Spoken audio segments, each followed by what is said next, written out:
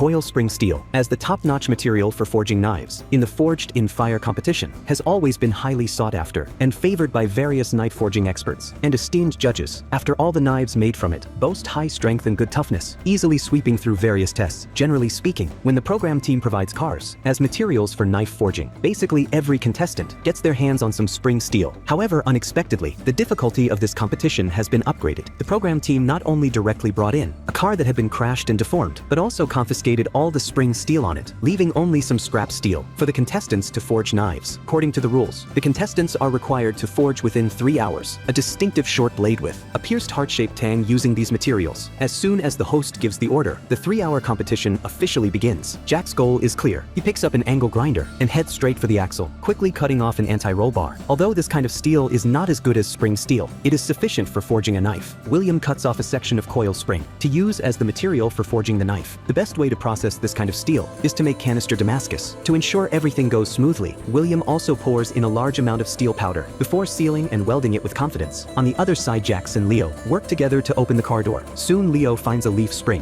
which is an excellent material for forging a knife. However, he unhesitatingly gives it to Jax. Jax is very surprised and immediately takes the material and puts it into the furnace for forging. What Leo doesn't expect is that, after searching the car for a long time, he can't find such good steel anymore. Now he is extremely regretful. He grits his teeth and picks up an axe, venting his frustration on the scrap steel. What makes him even more breakdown is that, at this moment, Jax has already elongated the steel billet and started forging the blade shape. Jax plans to forge a simple and practical drop-point camping knife. He works very fast. In no time, he has forged the approximate blade shape. Next, he only needs to make some adjustments before the final quenching. 1 hour has passed, and Leo is still struggling to find materials for forging the knife. Fortunately, after unremitting efforts, he finally finds a leaf spring. This kind of steel is easy to process, which makes him breathe a sigh of relief. As for William's canister Damascus, when it is being forged, the flames inside are like exploding fireworks. It is obvious that oxygen has entered the interior of the steel billet. Not only that, under the action of the press, a corner of the canister directly bursts into flames. But William doesn't want to start over. He continues pressing with a stiff upper lip. However, after a few presses, the canister cracks open. This time, William has no choice but to throw away the bad billet and start all over again. But now half of the time has passed, and there is very little usable steel left. Can he still forge a cool knife in the remaining time? Let's wait and see.